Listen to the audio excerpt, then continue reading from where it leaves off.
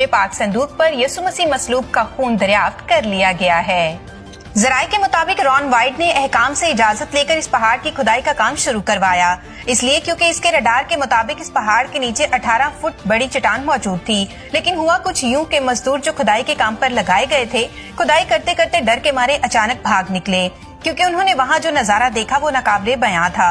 Ron white ने लोगों को अपने पास बुलाकर पूछा कि तुम लोग बिना पैसे लिए कहाँ भागे जा रहे हो। उन्होंने कहा, हमने वहाँ पाक संदूक देखा है। रॉन वाइट खुद गार के अंदर गया। जब उन्होंने देखा तो वहाँ पाक संदूक पाया और वो एकदम बेहोश होकर गिर पड़े। उनके बेटे ने बड़ी मुश्किल से उन्हें गार से बाहर निकाला। अगली बार रॉन वाइट दोबारा इस गार में उतरे और उन्होंने दोबारा पाक संदूक को देखा तो बताया कि जब उन्होंने इस संदूक को करीब जाकर देखा तो 4 फरिश्ते इसके चौगेद पहराजन थे। उनमें से एक फरिश्ता रॉन वाइट से बातें करने लगा। उसने कहा कि हम मूसा के दौर से लेकर अब तक पाक संदूक की रखवाली कर रहे हैं। रॉन वाइट ने पाक संदूक के ऊपर जमा हुआ खून देखा, जो कई अरसे गुजर जाने की वजह से मुकम्मल सूख चुका था। उन्होंने खून का सैंपल लिया और मेडिकल रिसर्च सेंटर पहुंच गए। मेडिकल रिसर्च सेंटर वालों ने बताया कि हम इस खून के बारे में ज्यादा मालूमात नहीं दे सकेंगे, क्योंकि खून के सेल्स अब तक खत्म हो चुके होंगे। मगर रॉन वाइट, जो खुद एक मेल नर्स भी था, इसने इन लोगों से दरखास्त की कि इस खून का डीएनए मालूम करें। रॉन वाइट की बात मानकर रिसर्च सेंटर्स वालों ने 24 घंटे के लिए खून के सैंपल को एक खास किस्म के सोल्यूशन में रखा और 24 घंटे के बाद खून का टेस्ट किया गया।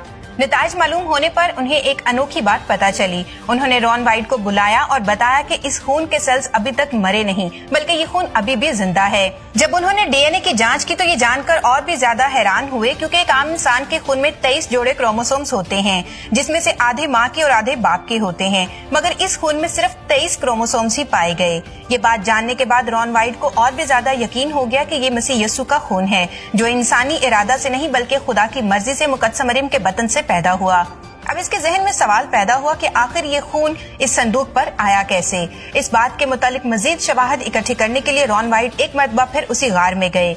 इसी जांच के दौरान उन्होंने पाक संदूक के ऊपर गार में एक दरार देखी और इसमें भी वही सूखा खून नजर आया। तो उन्हें मालूम हुआ कि ये खून ऊपर से ही बहता आया है। इसके जरिए उन्हें पता चला कि इसके ऊपर वो मुकाम है जहां यीशु मसीह को मसलूब किया गया और यीशु मसीह की सलीबी मौत के हवाले से बाइबल मुकद्दस में लिखी गई बातों को याद किया, जहां लिखा है, और देखो यीशु ने फिर बड़ी आवाज से चिल्लाकर जान दे दी, और देखो हैकल का पर्दा ऊपर से नीचे तक फटकर 2 टुकड़े हो गया और जमीन लर्जी और चट्टानें तिड़क गईं। यकीनन ये वो दरार थी जो यीशु मसीह की मौत के वक्त आई थी और इसी दरार के जरिए यीशु का लहू पाक संदूक के ऊपर गिर गया।